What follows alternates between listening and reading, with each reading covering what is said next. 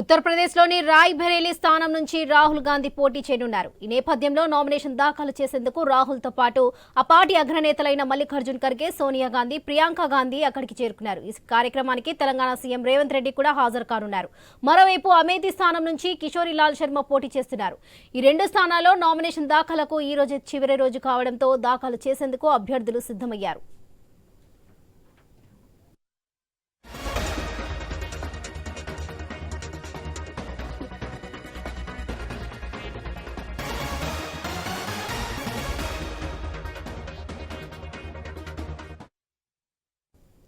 మరోవైపు రాయ్ బరేలీ నుంచి దినేష్ ప్రతాప్ సింగ్ ను బీజేపీ బరిలోకి దింపింది. ఆయన 2019లో సోనియా చేతిలో ఓటమి పాలయ్యారు. అమేథీ నుంచి బీజేపీ నాయకురాలు స్మృతి ఇరానీ ఇప్పటికే నామినేషన్ వేశారు. మే 20న ఈ రెండు నియోజకవర్గాలకు ఎన్నికలు జరగనున్నాయి. ముందుగా అమేథీ నుంచి రాహుల్ పోటీ చేస్తారని అంతా భావించారు. కానీ అనూహ్యంగా ఆయన తల్లి సోనియా గాంధీ ఇప్పటి వరకు ప్రాతినిధ్యం వహిస్తూ వచ్చిన రాయ్ బరేలీ నుంచి బరిలోకి దిగుతుండడం గమనార్హం.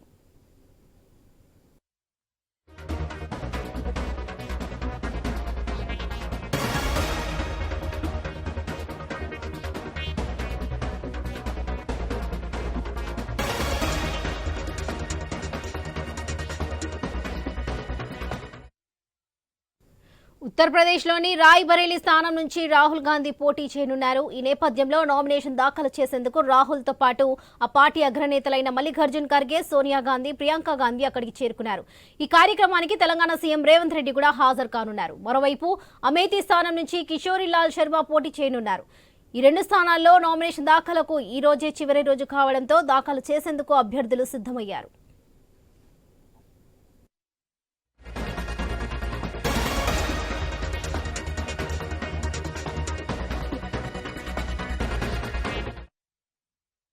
మరోవైపు రాయ్ బరేలీ నుంచి దినేష్ ప్రతాప్ సింగ్ ను బీజేపీ బరిలోకి దింపింది. ఆయన 2019లో సోనియా చేతిలో ఓటమి పాలయ్యారు. అమేథీ నుంచి బీజేపీ నాయకురాలు స్మృతి ఇరానీ ఇప్పటికే నామినేషన్ వేశారు. మే 20న ఈ రెండు నియోజకవర్గాలకు ఎన్నికలు జరగనున్నాయి. ముందుగా అమేథీ నుంచి రాహుల్ పోటీ చేస్తారని అంతా భావించారు. కానీ అనూహ్యంగా ఆయన తల్లి సోనియా గాంధీ ఇప్పటి వరకు ప్రాతినిధ్యం వహిస్తూ వచ్చిన రాయ్ బరేలీ నుంచి బరిలోకి దిగనుండడం గమనార్హం.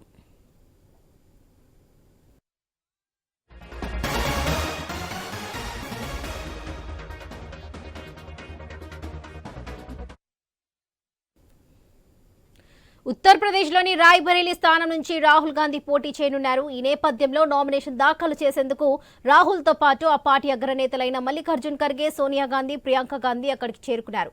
ఈ కార్యక్రమానికి తెలంగాణ సీఎం రేవంత్ రెడ్డి కూడా హాజరు కానున్నారు. మరోవైపు అమేథీ స్థానం నుంచి కిషోరీ లాల్ శర్మ పోటీ చేస్తున్నారు. ఈ రెండు స్థానాల్లో నామినేషన్ దాఖలకు ఈ రోజు చివరి రోజు కావడంతో దాఖలు చేసేందుకు అభ్యర్థులు సిద్ధమయ్యారు.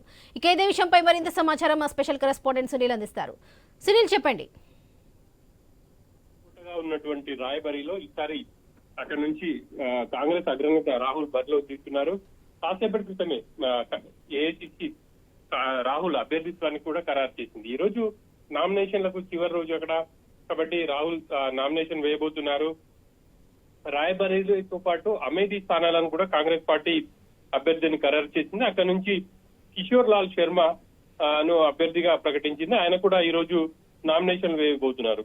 యూపీలో అమేథీ, రాయ్ బరేలీ గాంధీ కుటుంబానికి మొదటి నుంచి కూడా అక్కడ వాళ్ళు అక్కడ ఉన్నటువంటి నియోజకవర్గం నుంచి ప్రజలు అండదండగా నిలుస్తున్నారు.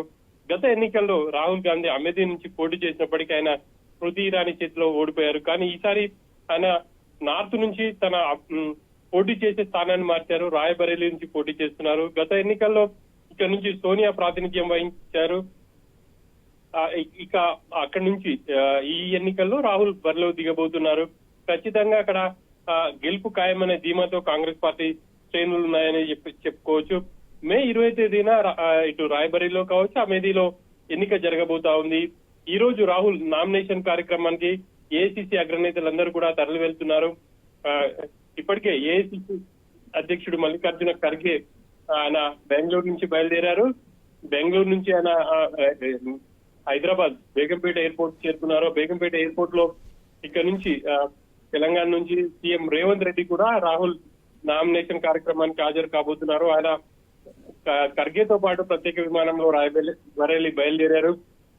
మరి కాసేపట్లో రాయబరేలీ కూడా చేరుకోబోతున్నారు. రాహుల్ నామినేషన్ కార్యక్రమంలో పాల్గొనబోతున్నారని చెప్పాలి. ఇక అమేధి స్థానం కూడా కాంగ్రెస్ పార్టీకి కంచుకోటగా నిలుస్తూ వస్తుంది.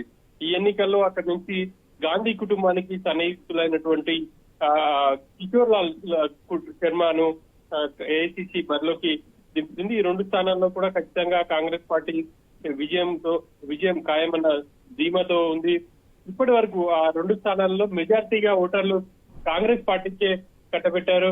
ఈ ఎన్నికలో మరి ఏం చేస్తారు అనేది చూడాలి. నార్త్ సైడ్ నుంచి మాత్రం ఈసారిగా రాహుల్ పోటీ చేసే నియోజకవర్గం రాయబరేలీ అనేది కన్ఫర్మ్ అయింది. ఇక సౌత్ నుంచి ఆయన ఇప్పటికే కేరళ, వాయనాడ్ నుంచి నామినేషన్ దాఖలు చేశారు. మొత్తం మీద చూస్తే రాహుల్ ఇటు నార్త్ నుంచి కావచ్చు, అదేవిధంగా సౌత్ నుంచి రెండు చోట్ల నుంచి పోటీ చేస్తున్నారు. ఈ ఎన్నికల్లో కాంగ్రెస్ పార్టీ మెజార్టీ సీట్లు సాధించడమే లక్ష్యంగా బరిలోకి దిగబోతా ఉంది.